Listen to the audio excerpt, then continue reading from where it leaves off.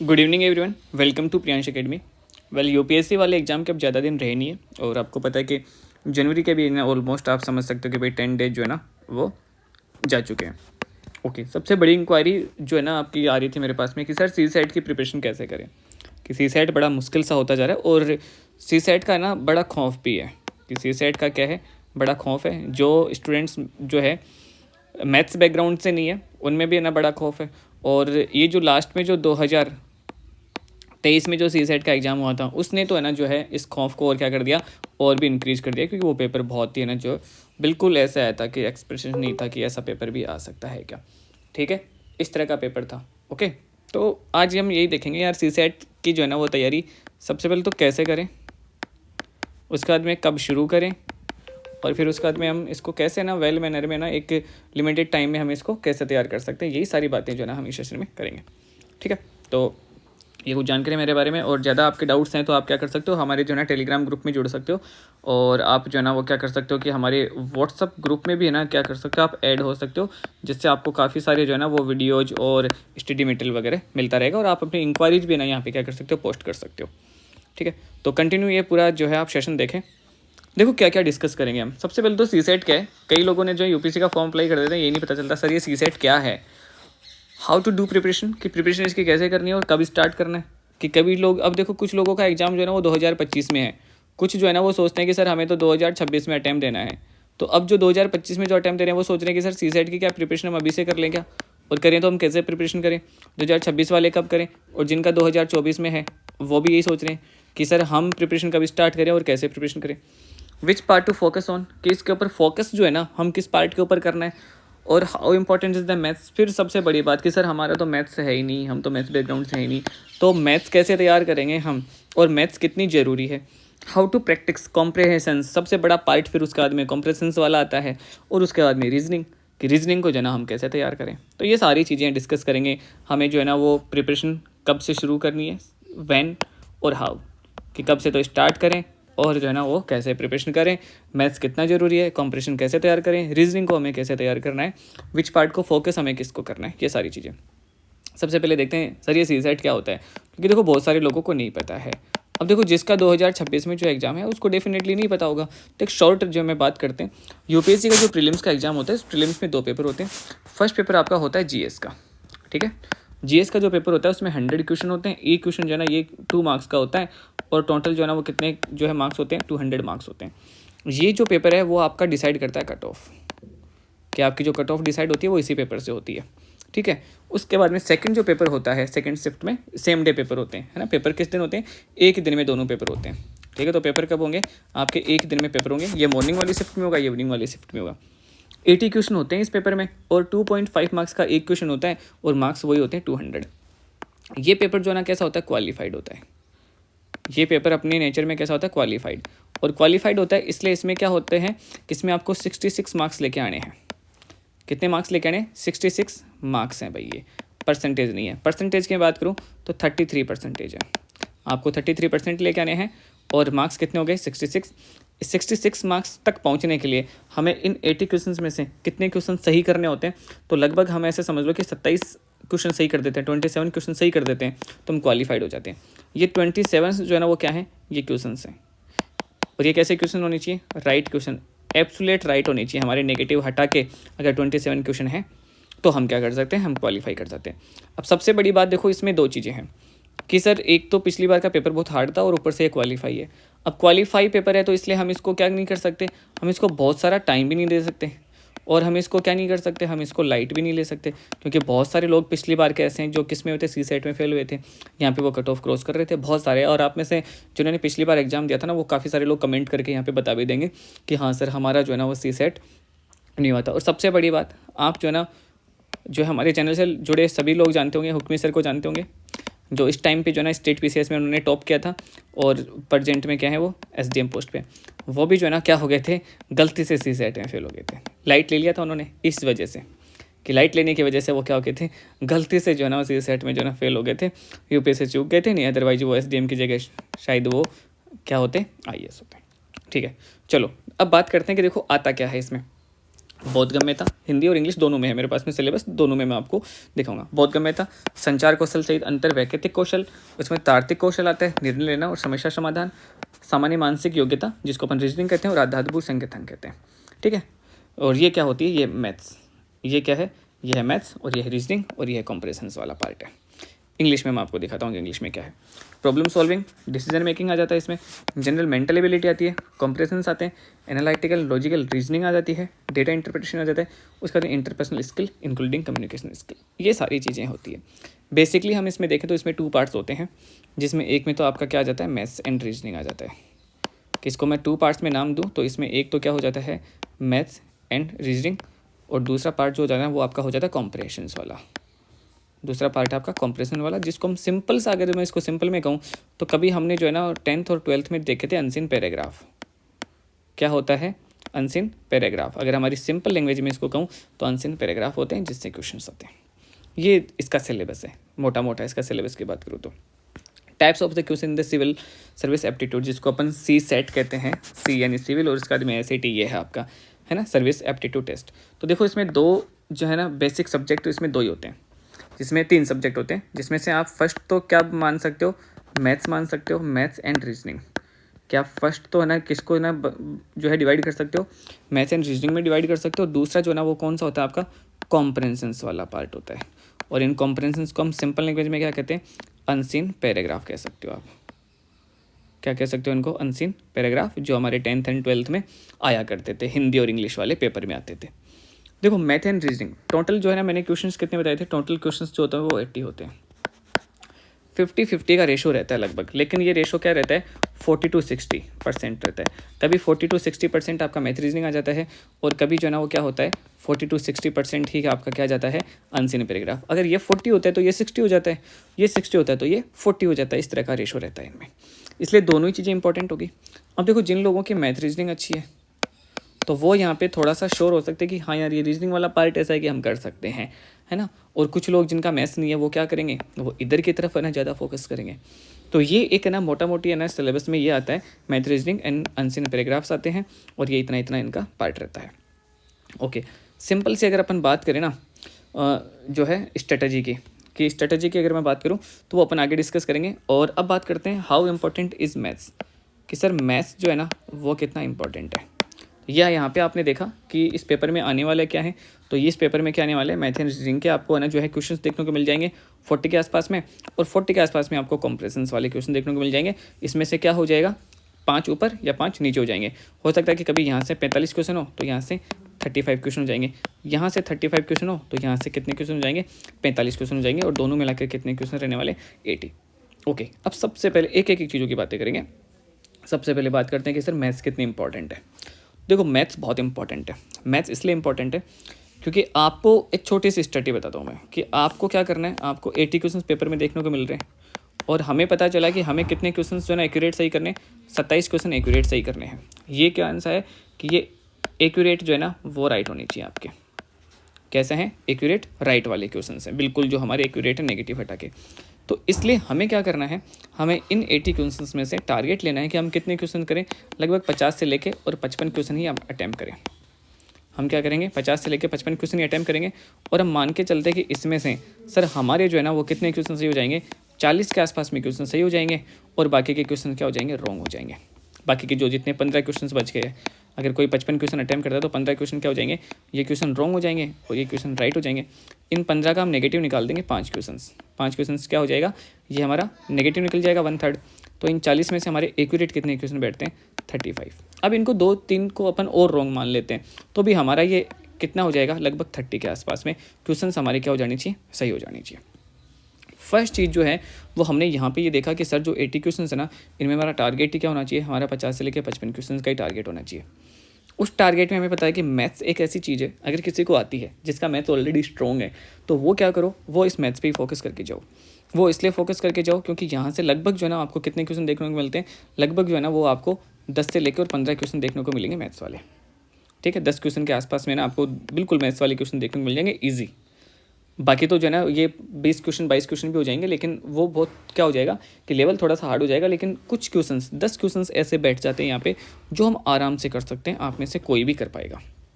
पिछले वाले पेपर की बात छोड़ दो कि सारी चीज़ें सटीक नहीं बैठती कई बार, तो 2023 वाले पेपर को अगर छोड़ दें तो उसके अलावा हर पेपर में ऐसा था कि आप 10 से प्लस क्वेश्चन जो है ना मैथ वाले आराम से सही कर सकते हो।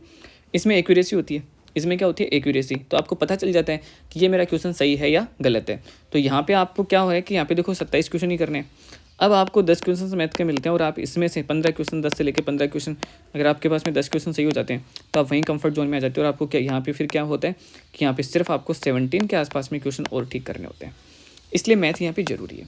अब बात करते हैं ये सर, ये तो उनकी बात हुई जिनको मैथ बहुत अच्छे से आती है, जिनको कम आती है वो क्या करें, वो फिर ये करें, सिर्फ ये जो है बहुत लिमिटेड टॉपिक है, एक एवरेज है, दूसरा परसेंटेज है, रेशो है, इंटरेस्ट है, टाइम एंड वर्क है, एरिया है और प्रॉफिट एंड लॉस।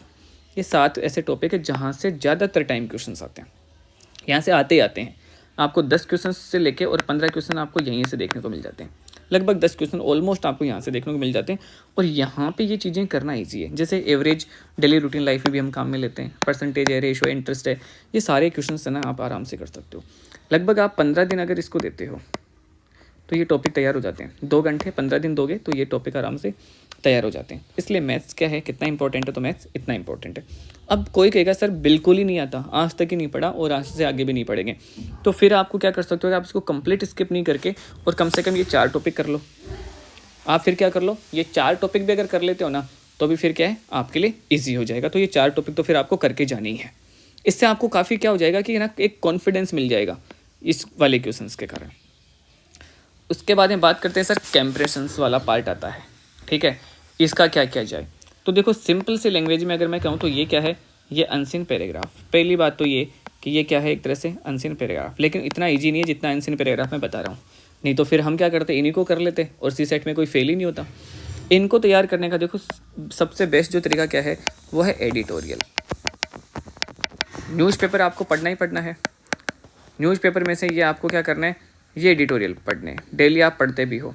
अब उस एडिटोरियल ज़्यादातर जो कंप्रेशन सेंटेंस पैराग्राफ होते हैं ना वो किस पे होते हैं, या तो होते हैं देखो इकोनॉमिक्स पे, ज़्यादातर होते हैं फिर एनवायरनमेंट के ऊपर, या फिर पॉलिटिकल इश्यूज के ऊपर, जो कोई पॉलिटिकल इश्यूज है इनके ऊपर काफ़ी सारे होते हैं, ठीक है। IR से रिलेटेड आ गया, ज़्यादातर आपको इकोनॉमिक्स, एनवायरनमेंट और पॉलिटिकल इशू यहीं से देखने को मिलते हैं। ये सब ज़्यादातर जो ना कहाँ से देखने को मिलेगा आपको, न्यूज़पेपर में से। एडिटोरियल पढ़ो, जब आप एडिटोरियल पढ़ रहे हो ना तो उस एडिटोरियल में से आप क्या करो, आप क्वेश्चंस बनाने की कोशिश करो खुद से कि इसमें से मैं क्या क्या क्वेश्चन बना सकता था। आपने एक पैराग्राफ पढ़ा और उसमें से खुद से ही ना क्या करो, क्वेश्चंस बनाने की कोशिश करो। और आपने पर्टिकुलर एक पैराग्राफ पढ़ा तो आप इसको क्या देखो, इसको टाइटल देने की कोशिश करो कि इसका शीर्षक है ना मैं क्या बना सकता हूँ, कि इस इतने पैराग्राफ को आपने पूरा न्यूज़पेपर का एडिटोरियल पढ़ा और उसमें से एक पैराग्राफ आपने अलग से निकाला और सोचा कि इसको मैं नया जो है शीर्षक इसका क्या दे सकता हूँ, इसको टाइटल क्या दे सकता हूँ। इस तरह से आपकी कॉम्प्रेशंस की जो प्रैक्टिस है ना वो इस तरह से हो सकती है। दूसरा कि ज़्यादा से ज़्यादा क्या करो, प्रैक्टिस क्वेश्चंस, कि प्रैक्टिस क्वेश्चन वाली बुक लेके आओ और प्रैक्टिस क्वेश्चंस करोगे तो ये तैयार इसी तरह से हो सकता है।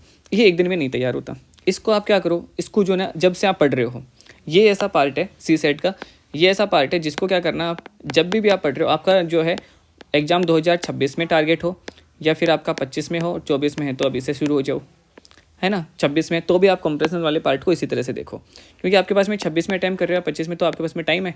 तो टाइम है तो आप न्यूज़पेपर के एडिटोरियल तो पढ़ते हो तो फिर उसमें से आप है ना ये क्या करो, ये वाली प्रैक्टिस थोड़ी सी अपनाओ, ठीक है, कि इसको किस तरीके से करें। जैसे मैं आपको कहूँ कि एक सिंपल सी लाइन है, जैसे मैं आपसे पैराग्राफ मान लो ये होता कि निष्पक्ष चुनाव लोकतंत्र की जान है। ये एक एडिटोरियल में आपको ऐसी लाइनें देखने को मिल जाती, लोकतंत्र की जान है। यदि हमें, आगे मैं ऐसे ही बोल देता हूँ, यदि हमें लोकतंत्र को बचाए रखना है या सुचारू रूप से चालू रखना है तो उसके लिए ज़रूरी है कि हमारी जो है चुनाव कराने वाली जो संस्थाएं हो वो क्या हो, निष्पक्ष हो। अब इस तरह से एक लाइन है। अब आप सोचो कि इसमें से मैं क्या क्वेश्चन बना सकता हूँ, या इन 3 लाइन्स को ना मैं ना नया टाइटल क्या दे सकता हूँ, ठीक है। तो इस तरीके से जैसे इसको निष्पक्ष चुनाव दे सकते हैं या लोकतंत्र की आवश्यकता जो है इसको दे सकते हैं। तो ये ना क्या करो, आप प्रैक्टिस करो कॉम्प्रेशंस के लिए, ये एक बेस्ट प्रैक्टिस है। जैसे देखो मैं आपको ना, और उसके बाद में हम बात करते हैं देखो कॉम्प्रेशन की एक और बात, कि कॉम्प्रेशंस आपको देखने को मिलेंगे 40 क्वेश्चन से लेके 45 क्वेश्चन या फिर 35 क्वेश्चन, 30 क्वेश्चन तो कन्फर्म मिलते ही हैं। इतने क्वेश्चन आपको देखने को मिलते हैं, यानी कि मैं बेसिकली बात करूँ तो 30 प्लस क्वेश्चन होंगे और कितने हो सकते हैं, 45 तक हो सकते हैं, 30 प्लस होंगे। अब आपको कॉम्प्रेशंस में एक चीज़ और ध्यान में रखनी है, जैसे ये एक पुराना पेपर है ना, आपको क्या देखना है, आपको ये देखना है कि कोई कॉम्प्रेशन जो है ना इतना बड़ा है और उसके बाद में उसमें 2 ही क्वेश्चन है। कोई कॉम्प्रेशन क्या है कि बिल्कुल छोटा सा है और उसमें भी 2 क्वेश्चन है। आप क्या करो, पहले इन कॉम्प्रेशन वाले इस छोटे वाले को करो, ताकि आपको क्या पता चलेगा कि यार छोटा कॉम्प्रेशन था इसको पढ़ के, और यहाँ पे भी 2 ही क्वेश्चन है, और यहाँ पे कई बार बड़ा सारा कॉम्प्रेशन दे रखा है और उसमें कई बार एक ही क्वेश्चन दे रखा है, या इसमें 2 क्वेश्चन दे रखे हैं, तो आप कंपेरेटिवली जो छोटा है वो पढ़ने में आसान रहेगा। इसको आप पढ़ के, और ये पहले ही आप देख लो कि पेज में कितनी लाइन्स है इसमें, और इसमें ज़्यादा लाइन्स हैं, इसलिए मैं इसको नहीं पढ़ के पहले मैं इसको पढ़ लेता हूँ। ये मेरे को पढ़ने में समझने में आसान भी रहेगा और यहाँ से क्वेश्चन करना भी आसान रहेगा। कई बार ऐसा देखा है कि टाइमिंग कंज्यूमिंग होता है, इतना बड़ा पैराग्राफ है, नीचे उसमें एक ही क्वेश्चन दे रखा है, हम पैराग्राफ पढ़ लेते हैं, उसके बाद में हमने देखा और यार एक ही क्वेश्चन था और ये इससे जो है छोटा था, इसमें 2 क्वेश्चन थे। तो ये अपने को ध्यान रखना है कि टाइम कैसे बचाना है। तो इस वाले कॉम्बिनेशंस को आप क्या कर दो, क्रॉस कर दो। ठीक, ये देखना है कि ज़्यादा क्वेश्चन किसमें। इसी तरीके से देखो रीजनिंग वाले, इस टाइप के क्वेश्चन आपको कई बार देखने को मिलते हैं। जैसे ये क्वेश्चन है, इसमें आपको एक सिचुएशन दे दी, PQRS ऐसे ऐसे हैं, ये पढ़ रहे हैं। अब इस तरह की जो सिचुएशन वाले क्वेश्चन होते हैं रीजनिंग में, ये कहाँ पे, रीजनिंग में है ना। तो इस तरह की सिचुएशन वाले क्वेश्चन को आप रीजनिंग में पहले सोल्व करो। अब सोचो इसमें देखो कितने क्वेश्चन है, 43, 44, 45, 47 और 48। कितने क्वेश्चन है इसमें से, 5 क्वेश्चन है। अगर आपको यहाँ पे 10 मिनट भी लग रहे हैं इस क्वेश्चन को करने में, बहुत आराम से आप कर रहे हो, आपको 10 मिनट भी लगते हैं। अगर 10 मिनट में आपने सिचुएशन को सेट कर लिया, सॉल्व कर लिया सिचुएशन को, कंडीशंस को फुलफिल कर दिया, तो आप सीधे 5 क्वेश्चन ठीक कर पाओगे। कि जैसे एक बार अगर ये रो में बैठ गए किसी भी तरीके से, तो फिर क्या हो जाएगा, आपके 5 क्वेश्चन एक ही साथ सही हो जाएंगे, कि आपको अलग अलग कुछ नहीं करना पड़ेगा, एक साथ में फिर आप इनको कर पाओगे। रीजनिंग में इन क्वेश्चन की प्रैक्टिस आपको ज़्यादा करनी है। जब आप प्रैक्टिस कर रहे हो तभी भी, और जब आप मेन पेपर में जा रहे हो तभी भी सबसे पहले आप इस तरह के क्वेश्चन को सॉल्व करोगे। अगर इनमें से एक फ़ायदा हो रहा है, जैसे अगर इसका पता चल गया कि इसका राइट आंसर आ गया, तो डेफिनेटली अगर आपने जो सेट किया है इसको इस तरीके से, तो इसका भी फिर राइट आंसर ही आएगा। अगर ये सेट नहीं बैठ रहा तो आपको पता चल जाएगा कि नहीं यार ये सही नहीं हो पा रहा। तो इसलिए इसमें क्या होता है कि अगर आपने कंडीशन फुलफिल कर दी तो 5 के 5 क्वेश्चन एक रो में एक साथ सही होंगे। इस तरह के अगर आपने 2 या 3 क्वेश्चन भी कर डाले तो आप कहाँ तक पहुँच जाओगे, आप लगभग जो है ना वो है 8 से लेके 10 क्वेश्चन के आसपास में पहुँच जाओगे। क्योंकि कई में आपको 3 क्वेश्चन देखने को मिलेंगे, कई में 5 क्वेश्चन, कई में 2 क्वेश्चन। तो मैंने इस तरह से अगर 3 क्वेश्चन अगर मान के चलते हैं, 5 2 7 10 हो जाते हैं, लेकिन मैं मान के चलता हूँ कि आप 8 क्वेश्चन आराम से पकड़ लोगे। ठीक है, 6-7 क्वेश्चन जो है ना वो कहाँ से, आप जो मैंने मैथ्स में बताया आपको वहाँ से, इस तरह से करके, और आप 2-3 क्वेश्चन ही करके, 2-3 चैप्टर ही करके आप कहाँ तक पहुँच जाते हो, 15 क्वेश्चन तक आप आराम से पहुँच सकते हो। ठीक है, तो ये क्या है, ये आपका एक तरीका है। रीजनिंग के लिए देखो, अब देखते हैं कि अपन रीजनिंग में क्या करना चाहिए। रीजनिंग के लिए आप कोई भी बुक ले लो, वर्बल रीजनिंग की कोई भी बुक, ठीक है, कोई भी बुक लेके, और उसके बाद में उसमें से क्या करना है, जो आपके सिलेबस में टॉपिक है, वैसे सिलेबस में कोई टॉपिक्स नहीं दे रखे, बहुत सारे टॉपिक्स हैं, इसलिए रीजनिंग को आपको क्या करना है, रीजनिंग की कोई भी बुक लेके और उसके सारे टॉपिक सॉल्व कर लो। उसके बाद में क्या करो, किसी भी कोचिंग को, है ना, किसी भी कोचिंग की या कोई भी ना प्रैक्टिस सेट वाली बुक ले लो, और उस प्रैक्टिस सेट वाली बुक से ना आप क्या करो, प्रैक्टिस क्वेश्चन सॉल्व करना शुरू कर दो। रीजनिंग के लिए यही बेस्ट तरीका है कि रीजनिंग के लिए आपको यही करना है। रीजनिंग को आपको ना कब शुरू करना है, तो रीजनिंग को आप कभी भी शुरू कर सकते हो। ठीक है, अब अपन बात करते हैं, देखो कि सर ये सारी चीज़ें तो सही है ना, कि हमें अब बात करते हैं वैन कि सर तैयारी कब शुरू करें। देखो जिनका 2024 में एग्ज़ाम है उनको तो अभी से शुरू कर देनी है। रीजनिंग और कॉम्प्रेशंस का तो मैंने बता दिया, वो तो आप चाहे से आपका टारगेट 2024 हो, 25 हो, 26 हो, कॉम्प्रेशंस वाला पार्ट। ठीक है, रीजनिंग जो है ना आपको कब से शुरू करनी है, आपको लगभग जो है ना ऐसे समझ लो 90 डेज पहले। आपको सी सेट की तैयारी कब शुरू करनी है, सी सेट की कंप्लीटली तैयारी आपको ना 90 डेज पहले ही शुरू करनी है। ठीक है, इससे पहले भी शुरू नहीं करनी है और इससे बाद से भी शुरू नहीं करनी, नहीं तो फिर टाइम कम पड़ जाता है, फिर ये डिप्रेस करता है आपको। इससे पहले शुरू करोगे तो ये एक तरह से क्या हो जाएगा कि ज़्यादा टाइम ले लेंगे, क्योंकि ये क्या है, क्वालिफाइड नेचर में, इसलिए इसको ज़्यादा प्लस टाइम भी नहीं देना है और इसको लाइट भी नहीं लेना है। इसलिए 90 डेज पहले आप क्या करो, सी सेट की तैयारी शुरू करो। सबसे पहले आप अगर मैथ्स पढ़ सकते हो तो आप क्या करो, मैथ्स पढ़ो। मैथ्स के जो मैंने आपको 7 टॉपिक बताएं वो करने की कोशिश करो। वो 7 नहीं होते तो कम से कम आप उनमें से 4 टॉपिक करो। अगर आप ये 4 टॉपिक कर पाओगे ना मैथ्स के, तभी आपसे रीजनिंग अच्छे से हो पाएगी। तो ये सोचना ही मत कि अगर ये 4 टॉपिक छोड़ के और फिर आना आप रीजनिंग को भी अच्छे से कर लोगे, तो पहले ये 4 टॉपिक तो करने ही है। अब आप कहोगे सर नहीं आती, बिल्कुल मैथ्स नहीं आती, तो भी ना ये 4 टॉपिक करोगे। आप कैसे करोगे कि आपने क्या हुआ कि आपने जो है ना इन 4 टॉपिक के लिए 15 दिन का टाइम अपने लिए, तो डेली 2 घंटे क्या करो, क्वेश्चन प्रैक्टिस करने की कोशिश करो, ऑप्शन से सॉल्व करने की कोशिश करो। लेकिन इसको सॉल्व करने की आप कोशिश करोगे ना 15 दिन, तो 15 दिन में ये 4 टॉपिक आपके हो जाएंगे। 2 घंटे देने, 2 घंटे से ज़्यादा इसको देने भी नहीं है। ठीक है। तो फर्स्ट जो आपने 90 डेज पहले स्टार्ट किया, उसमें फर्स्ट 15 दिन आपने क्या किया, ये 4 टॉपिक स्टार्ट कर दिए। अगर आपको ये सेट हो रहे हैं तो आप नेक्स्ट जो 15 डेज जो होंगे उनमें आप क्या करोगे, बाकी के 3 टॉपिक देख लोगे।